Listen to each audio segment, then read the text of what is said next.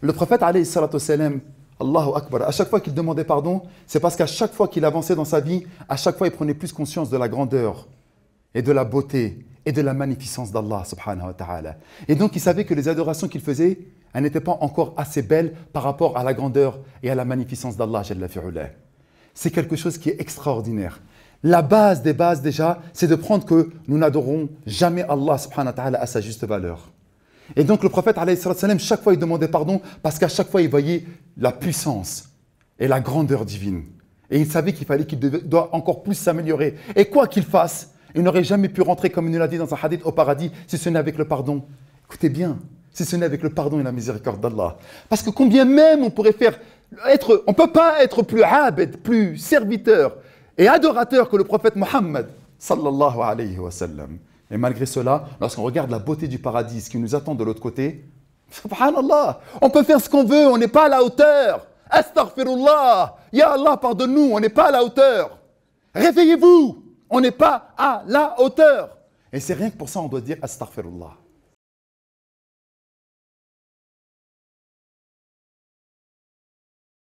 L'heure qui était très importante, c'était le hadith en fait, où la personne demandait pardon à Allah subhanahu wa ta'ala, et qu'ensuite le lendemain il refaisait le péché.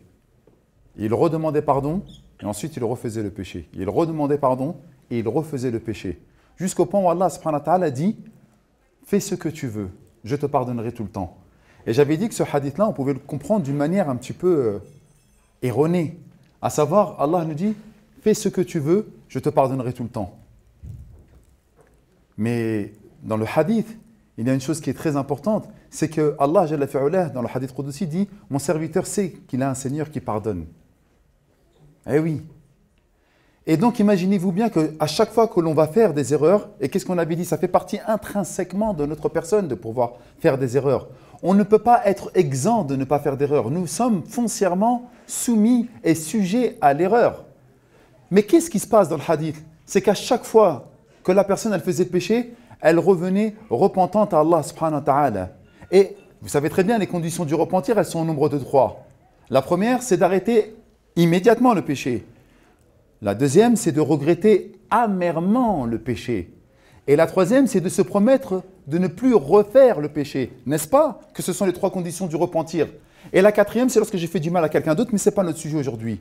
Donc la personne, elle fait le péché et elle demande pardon. Elle refait le péché et elle demande pardon. Elle refait encore le péché et elle redemande pardon. Et Allah subhanahu wa ta'ala lui pardonne. Mais pourquoi encore une fois? Parce que, remarquez bien, et machallah, je vais rebondir sur les exemples de Nadr. Il nous a dit une chose très importante, c'est que les personnes qui sont revenues vers Allah, Jalla fi'ula, ceux qui sont retournés vers Allah, Jalla fi'ula, ils avaient tous ce même dénominateur commun. Parce qu'encore une fois, j'ai l'impression que je ne suis pas en train de parler en prenant conscience que vous saisissez à peu près de ce qu'on essaie de vous dire aujourd'hui. Tous, ils ont un dénominateur commun, c'est qu'ils ont pris conscience qu'Allah existait. Le gars qui était, subhanallah, au mitard, ou la fille qui faisait n'importe quoi, ou celui qui avait tué 99 personnes, puissant, parce qu'on avait dit, ouais, tu seras jamais on acceptera ton repentir. Qu'est-ce qu'ils avaient comme dénominateur commun? C'est le tawhid. C'est le fait qu'ils reconnaissaient Allah, Jalla fi'ula, qu'il était pardonneur, et qu'il existait, et qu'il était ghafour, bienveillant à l'égard de ses serviteurs, et qu'il pardonnait. Donc si à un moment ou à un autre, nous, on n'arrive pas, parce qu'on va demander pardon plusieurs fois pour des péchés qu'on a fait, mais si on n'arrive pas à comprendre pourquoi on demande pardon, à savoir qu'Allah Azza wa Jal, il est ghafour, eh bien, on n'aura pas fait véritablement une demande d'istighfar. Et donc, Allah Jalla fi'ula, il a cité tout à l'heure, قُلْ يَا عِبَادِيَ الَّذِينَ أَسْرَفُوا عَلَى أَنفُسِهِمْ لَا تَقْنَطُوا مِنْ رَحْمَةِ اللَّهِ. Dis à mes serviteurs qui ont été particulièrement injustes à leur encontre contre eux-mêmes, لَا تَقْنَطُوا مِنْ رَحْمَةِ اللَّهِ. Ne désespérez jamais en la miséricorde d'Allah. Et là, je vois tous les pécheurs, tous ceux qui font des ignominies, tous ceux qui font n'importe quoi, tous ceux qui volent, qui mentent, qui fourniquent, tous ces gens-là, ils disent « La taqnatu » ne désespérez jamais en la miséricorde d'Allah. Mais lorsqu'on regarde l'exégèse de ce verset, lorsqu'on regarde ce que ça veut dire « La taqnatu », yani « Revenez à Allah ». Repentez-vous à Allah. Le fait de ne pas désespérer implique forcément quoi? Le repentir, le fait de revenir vers Allah. Mais qu'est-ce qu'ils disent les gens? Et comment ils réfléchissent? Comment nous réfléchissons? On a pris leur religion du mauvais bout, les frères et les sœurs. La taqnatu min rahmatillah. Tu sais quoi? Je peux être dans la fornication, je peux voler, je peux être dans un rad en train de jouer au tiercé, au PMU, je peux parier, je peux être sur Winmax, Bein, etc., Bet-in, etc. Mais à la fin, c'est quoi? La taqnatu min rahmatillah. Ne désespérez jamais en la miséricorde d'Allah, Jalla fi'ula. Yani Allah, il est Ghafour Rahim. Allah, il est pardonneur miséricordieux. Non! C'est une très très mauvaise compréhension. Wallah el-Adim. Jeudi, soir, on m'appelle, on me dit, Mehdi, demain, il y a une salat janaza. 31 ans, il est mort. Uqsimu lakum billah que c'est la vérité. Je ne vais pas citer la ville pour ne pas le cibler, le frère. On m'a dit, viens s'il te plaît. Je lui ai dit, non, je ne peux pas, je suis en cours vendredi soir. Pourquoi? Viens, il est mort dans une situation terrible. La taqnatu min rahmatillah. Il est mort à 31 ans, dans une voiture, sous substance illicite. Accident. Mais arrêtez, ouais. Oh là là, mais quoi, oh là là? Parce qu'en fait, ouais, mais voilà, on commence à rigoler, mais c'est vrai, parce que vous dites, mais ça veut dire quoi ça? Wallah, et à chaque fois qu'on pense que c'est quelqu'un d'autre, ça ne sera pas nous. À chaque fois, on voit l'histoire comme si c'était quelque chose qui était extérieur à nous. Mais lui, lorsqu'il s'est levé le matin, vous pensiez, subhanallah, qu'il pensait qu'il allait mourir dans quelques heures, qu'il avait rendez-vous avec Malek el-Maut dans quelques heures. Il ne le pensait pas, il ne le savait pas. Ah là, vous me dites, toi, mais miskin, il a fait un accident de voiture parce qu'il était sous substance illicite. Qassaman billah, j'ai fait le vendredi, c'était le feu. Pourquoi? J'ai fini Salat al-Jumu'ah, j'ai fait une conversion, walillah alhamd, et je me suis rendu directement à l'hôpital Cochin. 35 ans, 3 enfants. Il est mort. Pourquoi il est mort, 35 ans, 3 enfants? Parce qu'en fait, nous, à chaque fois, on entend cela comme si c'était des faits divers. On a entendu que quelqu'un est mort. Mais c'est pas moi. Mais vous êtes complètement fou. Lui, il était 35 ans, il venait de faire Salat al-Isha. Masha'Allah, tabarakallah, wallah al-adim, quand lorsqu'on a fait le janaz à ces 3 enfants, ils étaient là. Il y en a, il m'a dit, barakallah, fik tonton, pas les paroles que tu as dit, il pleurait. Et en fait, ils n'avaient pas encore recouvert le cercueil, ils n'avaient pas encore fermé, et on voyait son visage. 35 ans. Et comment il est mort? Comment il est mort? Il a attendu de faire Salat al-Isha. Après, il a dit, non, on va le faire ensemble, comme ça on peut gagner, masha'Allah, une multiplication. Parce que lorsqu'on fait Salat Jama'a, on gagne des multiplications. Lui, il voyait ça comme ça. Ensuite, il est remonté, il s'est assis, et sa tête, elle est partie en arrière. Rupture d'anévrisme. Il est mort sur le coup. Inna lillah wa inna ilayhi raji'un. Nas'alallah al-azim an yaghfir lahu wa yarhamhu. Qulu amin. Vous vous rendez pas compte en fait ce que je suis en train de dire. Lui, il est mort. Wallah al-azim que c'était vendredi et sa mère, elle était là. C'est difficile de voir, c'est trop difficile pour une mère de voir son enfant mourir. Elle l'embrassait à droite à gauche. Il y avait ses enfants qui étaient là. Masha'Allah, il était dans un commerce fructueux. Il avait tout pour espérer faire des projets plus tard. Mais il est mort. Et il est mort quoi? D'une rupture d'anévrisme. On ne peut pas le cerner ça. Et qu'est-ce que nous dit Allah Jalla fi'ala? Wa ma kana li nafsin an tamuta illa bi idnillahi kitaban mu'ajjala. Il ne sied pas à une âme qu'elle puisse mourir qu'avec la permission d'Allah Jalla fi'ala dans un décret qui avait déjà été préétabli. Et nous, on pense qu'on va mourir d'un accident, d'un cancer, d'une maladie, de je ne sais quoi. Arrêtez, s'il vous plaît. Vous vous rendez compte que nous sommes à 4 mois de Ramadan et dans le mois de Ramadan de l'année dernière, Allah Jalla fi'ala fi laylatil qadr, il a écrit la destinée de chacun d'entre nous et peut-être qu'il y en a un dans notre salle qui va mourir là. On ne sait pas. Il nous reste encore 4 mois jusqu'au prochain Ramadan. Mais on croit quoi? C'est quoi la mort?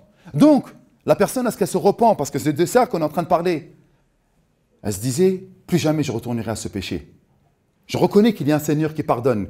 Et il regrettait amèrement. Le lendemain, il est retombé dedans. Et voilà, c'est le drame de notre vie. On a un côté sombre et pervers qui nous pousse au mal et on a un côté lumineux qui nous permet de se dire non, j'ai fait n'importe quoi. Et Allah, il connaît justement cette partie intrinsèque de notre personne. Il sait que nous sommes ainsi. Mais lorsqu'il a créé ses serviteurs comme cela, qu'est-ce qu'il se dit? Alhamdulillah Rabbil Alamin, derrière, il a reconnu que j'étais pardonneur. Il sait qu'il nous a créés avec des défauts. Il sait qu'il nous a créés manquants. Il sait qu'il nous a créés en train de se battre non seulement avec nous-mêmes et avec la vie, surtout dans un monde dans lequel nous sommes en train de vivre. Tout ce qui est haram, tout ce qui va nourrir notre nefs qui appelle au mal, que ce soit la fornication, que ce soit les substances illicites, que ce soit le matériel, que ce soit le matu vu à travers les réseaux. Eh bien là, on nourrit, tiens, mange. Mais lorsqu'il faut nourrir notre foi, non, on ne le fait pas. Donc cette personne qui tous les soirs, elle demande pardon à Allah avec un cœur sincère, elle se promet qu'elle ne va plus retourner, comme un frère, il fornique. Miskin, il aime cette fille-là, elle est peut-être partie voir son père. Et chaque fois que je donne des exemples, les mecs, les frères, les sœurs, ils ne retiennent que les exemples. Après, regarde ce qu'ils mettent sur les réseaux, ouais, regarde cette petite partie, mais ils ne prennent jamais la totalité. Le frère, il est en train de forniquer avec une sœur. Il l'aime particulièrement. Il est parti voir son père. Son père lui a dit non, tu es encore trop jeune. Mais ils se vont en cachette, en SMS. Et des fois, ils font n'importe quoi. Et il dit, subhanallah, je ne devrais pas faire ça. Je ne respecte pas son père quand même. Elle a un frère. Peut-être que ça va être la future mère de mes enfants. Et j'aimerais pas que la future mère de mes enfants puisse forniquer avec moi, combien même je me marierai avec elle plus tard. Qui je suis là pour l'instant? Je suis qu'un étranger pour elle. Et pourtant, il fornique avec elle. Et il se dit, Ya Rabbi, plus jamais je le ferai. Shaitan, il vient, il lui chuchote des choses le lendemain.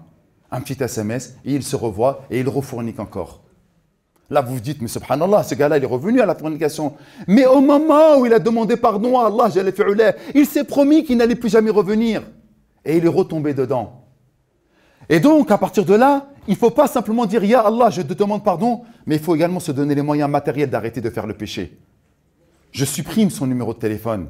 Je ne l'appelle plus. Je la supprime sur Snap. Je la supprime sur Insta. Je fais en sorte de ne plus discuter avec elle. Arrêtez, nous sommes faibles. Et donc la demande de repentir, la taqnatu.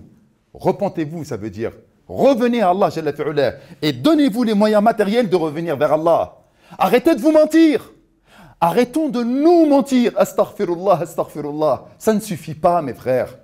C'est pas vrai. C'est comme tu vas avoir ton bac, tu vas avoir ton permis, tu vas réviser, tu vas te prendre la tête. C'est comme lorsque tu vas avoir tes études universitaires, tu vas réviser, tu vas te prendre la tête. Tu vas te donner les moyens. Nous, on dit astaghfirullah.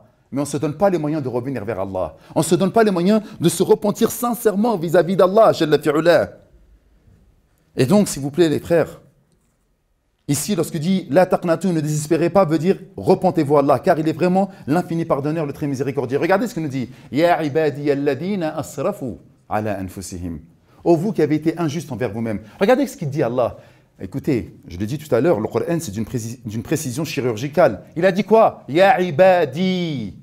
Oh, vous, mes serviteurs. C'est-à-dire que lorsque quelqu'un va commettre des ignominies, des péchés gravissimes, qu'est-ce qui va se passer à la fin? Allah, il va l'interpeller, il va dire Ya ibadi, vous, mes serviteurs. On est encore dans les girons d'Allah, alors que nous, les premiers, nous sommes les premiers à dire Ouais, a'oudhu billah, regarde, elle a forniqué, je l'ai vu avec l'autre là. Je l'ai vu, il venait de sortir d'un hôtel. Et en plus, il va, subhanallah, la calomnier ou même médire d'elle, même si c'est une vérité, même si elle a forniqué ou il a forniqué. Pourquoi tu, subhanallah, tafdah? Pourquoi, subhanallah, tu répands le péché comme ça? Man satara mu'minan satarahu Allah fi dunya wa al-akhirah. Celui qui cache les défauts d'un croyant ou d'une croyante, Allah lui cachera ses défauts dans cette vie d'ici-bas et dans l'au-delà. Mais non, nous seulement, direct, on est les premiers à l'excommunier. Des fois, tu vas dire une chose, zallat al-lisan, ta langue, elle va fourcher, tu vas dire une chose et tu vas dire le contraire. Regarde ce qu'il a dit. Et tu vas prendre que cette partie-là. Pourquoi? Pour le tuer, pour le calomnier, pour le rabaisser. À la fin, il se passe quoi à la fin? On fait n'importe quoi. Et pourtant, Allah Jalla fi'ala, l'infini miséricordieux, le bienveillant à l'égard de ses serviteurs, il dit Ya ibadi, vous êtes encore dans le giron d'Allah. Vous êtes encore, subhanallah, dans ceux que je vais appeler mes serviteurs, ceux qui croient en moi. Mais attention, Ya ibadi, à la seule condition de quoi? De ne jamais désespérer en la miséricorde d'Allah. Et on avait dit, désespérer ici, c'est ceux qui se repentent. Parce que lorsque tu sais que tu as un Seigneur miséricordieux qui t'aime, et qui t'a considéré pour que tu reviennes vers lui, alhamdulillah, tu as tout gagné. Il est là, encore une fois, on parle de quoi tout à l'heure? On ne parle pas d'istighfar, on ne parle pas de repentir, on parle de reconnaissance d'Allah. Allah, il existe. Allah, il est vraiment là. C'est ce qui s'est passé avec les frères qui se sont retrouvés dans la misère, ou toutes les histoires que nous avons racontées. À un moment, il pleure, il fait une introspection. Mais qu'est-ce que je suis en train de faire de ma vie? Mais ce n'est pas ça que je veux de ma vie. Je me retrouve sali. Pourquoi je fournique? Pourquoi je me retrouve comme ci? Pourquoi je me retrouve comme ça? Et à un moment, il fait une introspection, il dit, mais en fait, j'ai un Seigneur. Et là, subhanallah, il matérialise son tawhid. Et donc, pour pouvoir essayer de faire en sorte d'avoir la meilleure manière de demander pardon, c'est de l'istighfar. C'est la meilleure manière, la meilleure invocation que notre prophète alayhi salam nous a donnée. Et cette invocation-là, elle est extraordinaire. Nous, on va la répéter. Le prophète alayhi salam, il dit, celui qui l'a dit le matin et qu'il meurt dans cette journée, s'il meurt dans cette journée, il sera promis au paradis. Et quant à celui qui l'a dit après Salat al-Maghrib, lorsque la nuit elle arrive, et qu'il l'a dit dans la nuit, s'il devait mourir dans cette nuit-là, il sera promis au paradis. Mais quelle parole! Quel sens donner aux propos du prophète alayhi salatu wassalam? Et cela est une chose que nous devons comprendre et rentrer un petit peu dans le détail. On l'appelle sayyid al-istighfar. Pourquoi? Et le prophète alayhi salatu wassalam, il a dit, celui qui dit sa parole alors qu'il est quoi? Fermement convaincu de ce qu'il est en train de dire. Et nous, malheureusement, c'est quoi? On se met sur le côté et on fait cette invocation. On va lire Ayat al-Kursi, on va dire Subhanakallahumma amutu wa ahya. Et ça a fait encore une fois le buzz lorsque j'avais dit, mais ce n'est que des incantations magiques que nous sommes en train de faire. Ça fait mal de cantonner l'islam à des incantations, à des répétitions dénuées de tout sens, de toute saveur, insipide, fade et sans goût. C'est ce que nous avons fait de l'islam. Je suis désolé de vous le dire. Et après, vous vous dites, ouais, mais pourquoi on est dans une situation tellement catastrophique? La réalité, elle est sous nos yeux. Allah ne vaut plus grand-chose. C'est devenu des incantations. Eh oui, tout le temps, c'est la même chose. Mashallah, on avait fait un sharh, on fait Kitab al-Jami' dans le Muwatta, avec Cheikh Ayoub, hafidahullah en ce moment. Il y avait une personne, subhanallah, qui était malade. Écoutez bien ce que je suis en train de dire. Parce que là, il y a une faïda qui est extraordinaire. Et on l'a amené au prophète, alayhi salatu wassalam. Et là, le prophète, alayhi salatu wassalam, il leur dit, mais pourquoi vous ne lui faites pas ruqya?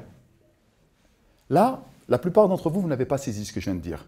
Mais le hadith, il est exceptionnel en termes d'enseignement. Quelle est la meilleure personne qui aurait pu faire ruqya à l'époque de Nabi sallallahu alayhi wa sallam si ce n'était les messagers d'Allah? N'est-ce pas? Oui ou non? Et qu'est-ce qu'il me dit, Nabi sallallahu alayhi wa sallam? Pourquoi vous ne lui faites pas ruqya? Pourquoi ce n'est pas lui qui l'a fait? À savoir en fait que lorsqu'une personne elle est malade, il ne faut pas demander à un imam ou un raqi professionnel ou je ne sais quoi. Il faut demander à Allah Jalla fi'ulah avec nos propres mots en étant convaincu qu'Allah Jalla fi'ulah c'est lui qui guérit. Fa'idha maridtu fahuwa yashfin, nous dit Sayyidina Ibrahim. Et c'est une invocation qu'il est en train de faire. Donc pourquoi on est tout le temps en train de rechercher les incantations, les causes ou les propos dénués de tout sens et de tout goût alors qu'Allah Jalla fi'ulah nous a montré qu'est-ce qu'il fallait faire? De la même manière, Sayyid al-Istighfar, cette invocation-là, elle doit faire écho, non pas simplement à notre esprit, à notre psyché, mais elle doit faire écho à notre cœur. Allah nous dit « Am lahum qulubun ya'qiluna biha » N'ont-ils pas des cœurs avec lesquels ils vont réfléchir? S'il vous plaît, mes sœurs, s'il vous plaît, mes frères, c'est quand que vous allez utiliser le membre qui est le roi de tous les membres, à savoir notre cœur? C'est quand que vous allez utiliser votre cœur? On va l'utiliser pourquoi? Pour pleurer devant un film, devant une série. On va l'utiliser pourquoi? Pour tomber amoureux et perdre la raison. Je suis fou amoureux d'elle. Fou. Mais ça sert à quoi tout ça? Utiliser un cœur pourquoi? Le premier membre que nous avons et qui doit être utilisé pour la meilleure des choses et pour la meilleure des manières, c'est d'essayer de reconnaître Allah Jalla fi'ulah. Wallah, on est en train de se perdre les frères. Et les sœurs aussi. Regardez ce qui est en train de se passer dans notre monde. C'est tellement difficile. C'est tellement difficile. Nos jeunes, ils ne se retrouvent même plus à pouvoir se marier. Mais en fait, pourquoi je parle tout le temps de mariage? Parce que le mariage, pour moi, c'est la consécration de la baraka d'Allah Jalla fi'ulah dans notre vie. Rasulullah sallallahu alayhi wa sallam a dit khayru mata'i dunya al-mar'atu as-salihah. La meilleure des jouissances de cette vie ici-bas, c'est une femme pieuse. Et à contrario également un homme pieux. Parce que l'équilibre, la sérénité, la tranquillité et la quiétude se trouvent dans le couple pour former cette mini-société déjà. Et nous, on arrive, même ce petit cadeau, somme toute basique et normal qu'on a réussi à faire depuis des siècles et des siècles, on n'arrive même plus à le faire. C'est que des divorces, que des problèmes. C'est de l'istighfar. Lorsqu'on fait un péché, ou lorsqu'on se retrouve en manquement vis-à-vis d'Allah Jalla fi'ulah, eh bien, la première des choses, c'est quoi? C'est de savoir qu'on était manquement, qu'on est dans un manquement. Pourquoi Rasulullah sallallahu alayhi wa sallam? Et j'espère et j'en suis sûr qu'il y en a une parmi vous ou un parmi vous qui connaît la réponse. Pourquoi Rasulullah? Alors qu'il était khayrun alam, la meilleure des créatures. Kana habibullah, c'était le bien-aimé d'Allah. Kana khalilullah, c'était l'ami intime d'Allah Jalla fi'ulah. Kana ma'soum, il était exempt de tout péché. Pourquoi le prophète alayhi salatu wassalam faisait dans une version plus de 70 fois l'istighfar et dans une version plus de 100 fois? Pourquoi il demandait pardon? Pourquoi il demandait pardon? Je vous écoute. J'ai rien entendu. On ne peut pas lui donner un micro? J'ai pas entendu. J'ai pas entendu. Je veux qu'on lui donne le micro.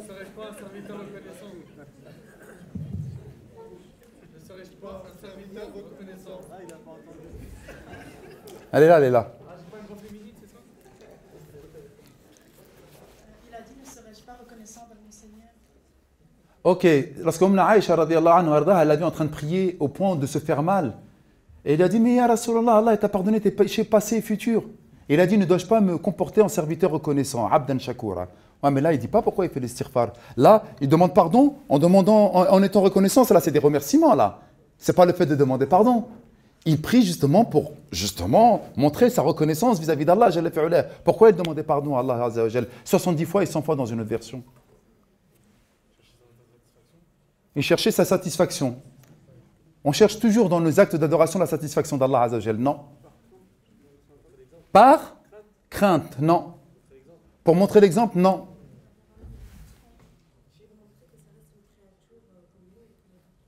C'était la meilleure des créatures. Il n'est pas comme nous, justement. Sallallahu alayhi wa sallam. Qui d'autre? Par amour d'Allah, non. Il se considérait comme pécheur le fait d'oublier le rappel d'Allah. Or, le prophète sallallahu alayhi wa sallam était tout le temps dans l'invocation d'Allah azza wa jal.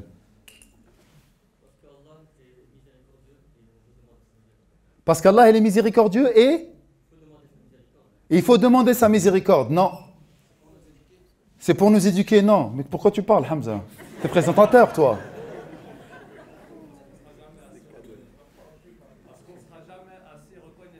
Tu es presque, parce qu'on ne sera jamais assez reconnaissant. Allez, il y est presque. Comment? Non. Non. Non. Il n'y a que Allah qui est parfait. Ça, c'est vrai. Huwa al-kamil. C'est bon? Écoutez bien, Allahu Akbar. La foi des hommes, elle est vacillante. Tantôt elle est en haut, tantôt elle est en bas.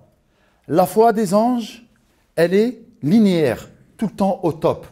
Et la foi des prophètes et des messagers augmente à chaque jour, à chaque heure. Le prophète, alayhi salatu wassalam, Allahu Akbar, à chaque fois qu'il demandait pardon, c'est parce qu'à chaque fois qu'il avançait dans sa vie, à chaque fois il prenait plus conscience de la grandeur et de la beauté et de la magnificence d'Allah subhanahu wa ta'ala. Et donc il savait que les adorations qu'il faisait, elles n'étaient pas encore assez belles par rapport à la grandeur et à la magnificence d'Allah jalla fi'ula. C'est quelque chose qui est extraordinaire.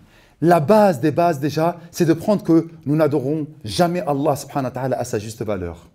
Et donc le prophète, alayhi salam, chaque fois il demandait pardon parce qu'à chaque fois il voyait la puissance et la grandeur divine. Et il savait qu'il fallait qu'il doit encore plus s'améliorer. Et quoi qu'il fasse, il n'aurait jamais pu rentrer, comme il nous l'a dit dans un hadith, au paradis si ce n'est avec le pardon. Écoutez bien, si ce n'est avec le pardon et la miséricorde d'Allah.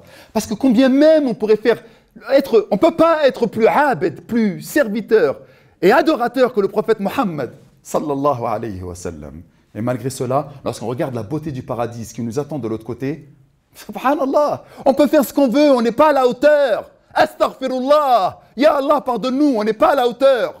Réveillez-vous, on n'est pas à la hauteur. Et c'est rien que pour ça on doit dire astaghfirullah. Et Sayyid al-Istighfar, c'est quoi? Allahumma anta rabbi.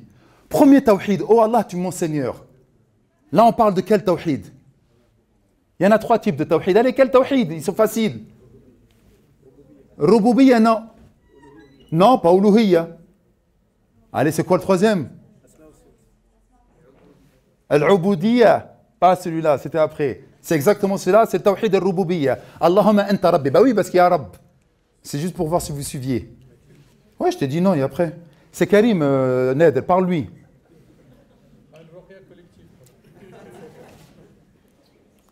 Le premier tawhid, c'est quoi? Allahumma anta rabbi. On reconnaît, subhanallah, qu'Allah est notre Seigneur. Regardez la demande déjà. On vient de manière humble. Lorsque tu tapes à la porte d'un roi, tu ne viens pas lui demander qu'il te pardonne comme ça ou qu'il soit indulgent à ton égard comme ça. Tu viens avec certains mots qui sont très importants. Allahumma anta rabbi. Oh Allah, tu es mon Seigneur. La ilaha illa anta khalaqtani.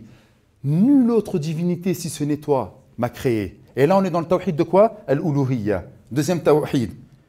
Wa ana abduka, et je suis ton serviteur. Et là, c'est le tawhid de quoi? Al-ubudiyya. Je suis ton serviteur. C'est-à-dire que je viens t'adorer. Je viens montrer des actes d'adoration. Je viens te montrer que je fais partie de tes serviteurs. Je viens avec des salats. Je viens avec des actions. Je ne dis pas simplement Ya Allah, astaghfirullah, et le soir, je suis à la chicha. Astaghfirullah, ouais, faut que j'arrête d'y aller. Et après, j'y vais, je suis content d'y aller. Ouais, on se donne rendez-vous là-bas, comme d'habitude. Eh, pomme raisin, hein. Ouais, tu me mets 2 charbons pour bien l'allumer au début. Subhanallah. Et à chaque fois, on va dire oui, oui, oui, mais en fait, on est toujours dans les mêmes cas. Et je suis là à essayer de mettre en application ton pacte, qui est celui de t'adorer. Et toi, tu m'as promis, en échange de mon adoration, le paradis. Ya Allah, je te demande ta protection contre le mal que j'aurais pu commettre. Ma sanat, c'est nous et nous seuls qui sommes responsables des actions que nous sommes en train de commettre. Et parfois, wallah el-adim, je suis vraiment désolé. Qu'est-ce qu'on ne peut pas être parfois... Tout le monde, hein, sauf nous. Parfois, lorsqu'on fait une mauvaise action, c'est tout le monde sauf nous. Ouais, mais c'est à cause d'elle, elle avait qu'à pas être là. Mais si je l'ai frappée, pourquoi elle m'a mal parlé? Ou si j'ai volé, c'est parce que j'étais en galère. Ou si je suis dans la vente de substances illicites, c'est parce que, comme il a dit, le quartier était dur. On m'a expulsé de chez moi, etc. Comment tu voulais que je ramène dans l'argent à la maison? Ou si j'ai forniqué avec elle, ou si j'ai forniqué avec lui, c'est parce qu'on s'est connus, etc. On s'est retrouvés en tête à tête. À chaque fois, nous allons trouver des excuses, parfois bancales. Et il y a un proverbe arabe qui dit Rubba udrin aqbahu min dhanb. Parfois, des excuses sont encore plus insolentes que le péché. Parfois, trouver des excuses, c'est encore pire que le péché lui-même, lorsqu'on regarde réellement ce que nous sommes en train de faire. A'udhu bika min sharri ma sana'at. Ya Allah, je te demande la protection contre le mal que j'aurais pu connaître. Abou'u laka bi ni'matika alayya. Et je reconnais entièrement que tous les bienfaits que j'ai pu recevoir, c'est toi qui me les as donnés. Allahu Akbar. Regardez la modestie, regardez l'humilité. Regardez dans quelle position nous nous mettons devant le maître des cieux et de la terre. Allah Jalla fi'ula. Wa abou'u bi dhanbi faghfirli. Et tous les péchés que j'aurais pu faire, eh bien, c'est de ma faute. Faghfirli, pardonne-moi, ya Allah. Fa'innahu la yaghfiru dhunuba illa ant. Car personne ne peut pardonner les péchés si ce n'est toi. Encore une fois, on finit avec le tawhid. On commence avec les 3 types de tawhid et on revient, on finit la dua avec encore un tawhid. Personne ne peut pardonner les péchés si ce n'est toi. Détail important, le prophète a dit alors qu'il est fermement convaincu de son résultat. Et parmi les enseignements de ce hadith, c'est les causes de l'acceptation. Une fois qu'on a fait cette invocation-là, Alhamdulillahi Rabbil Alamin, il y a un verset qui montre clairement comment pouvoir, bi'idnillahi ta'ala, savoir si Allah il a accepté. Parce que la demande de pardon, la demande de repentir, elle doit être suivie par rapport à ce qu'il y a dans Al Imran, dans le verset que je vais réciter avec vous. Allah Jalla fi'ala nous dit Wattaqun nar allati u'iddat lil kafirin. Craignez donc un feu ardent qui a été promis pour les dénégateurs, pour ceux qui ont renié Allah, pour ceux qui ne reconnaissent pas Allah. Écoutez bien ce que je vais vous dire. Nous sommes tous croyants, walillahi alhamd. Mais parfois, lorsqu'on voit certains de nos frères et de nos sœurs qui s'adonnent à des péchés, s'il vous plaît, vous vous rappelez ce que Nader tout à l'heure, il a dit, ouais, il y a les anges de la miséricorde qui vont venir chercher l'âme, ou les anges du châtiment, par rapport à celui qui est mort, qui avait tué les 100 personnes. Billah al-Ali al-Adim, une personne qui est sous substance illicite, sous shit avec de la musique, et qui fait un pet et qui fait un accident. Quel type d'ange vous pensez qu'il va venir le chercher? Billah al-Ali al-Adim. Et vous savez comment il va être ressuscité? Il va être ressuscité justement dans l'action qu'il est en train de commettre. C'est-à-dire qu'à un moment ou à un autre, lorsqu'on fait un péché, oui, Allah il est Ghafur Rahim, Billahi al-Adim. Qui sommes-nous? Imaginez, vous êtes en train de regarder dans la pénombre de votre chambre, sur votre téléphone, quelque chose de haram. Personne ne vous regarde si ce n'est Allah Jalla fi'ula. Comme le frère il s'est assis, il a fermé les yeux, rupture d'anévrisme, par Allah. Imaginez, vous êtes en train de mourir, en train de regarder quelque chose qui est haram sur votre téléphone. Imaginez, vous êtes en train d'échanger des propos obscènes avec un sexe opposé qui n'est même pas votre mari ou votre femme. Et qu'il y a une rupture d'anévrisme à ce moment-là. Vous pensez qu'il y a combien de personnes qui sont mortes dans les péchés? Tous les jours, il y a des personnes qui meurent dans les péchés. Vous êtes qui, vous ou vous, pour ne pas mourir à ce moment-là? La mort, elle vient à la ghafla, de manière soudaine. Et si on n'est pas, subhanallah, en train de demander pardon, ou on ne reconnaît pas qu'Allah existe pour le demander pardon, qu'est-ce qui va se passer pour nous? Donc, craignez donc un feu ardent qui a été promis pour les dénégateurs. Parmi les causes, subhanallah, que cette invocation puisse être exaucée, c'est d'obéir à Allah et à son messager. Peut-être alors, vous serez... la'allakum turhamoun. Ah là là. Comment? Peut-être que vous retrouverez la miséricorde, ou peut-être qu'on vous fera miséricorde. La'allakum turhamoun. Alors regardez ce que nous a dit tout à l'heure Nader. Le croyant il est perpétuellement entre ce sentiment. Bayna al-raja'i wal khawf. Il a espoir qu'Allah le pardonne, mais il n'est pas sûr qu'Allah Jalla fi'ula lui pardonne. On ne le sait pas. Tout ça, fi mashi'atillahi Jalla fi'ula. Tout ça ne peut être que sous quoi? Sous la décision d'Allah Jalla fi'ula. On ne le sait pas. Vous me voyez là aujourd'hui, alhamdulillah, Rabbil Alamin, en train de faire une conférence, vous ne savez pas mes secrets inavoués, vous ne connaissez pas mon côté sombre. De la même manière que nous seuls, nous tous, on sait exactement ce que l'on vaut. On ne sait pas si Allah il va nous pardonner ou pas. On ne le sait pas. Et donc à un moment ou à un autre, tu as une grosse voix, Nader. Je te demande pardon, mon frère.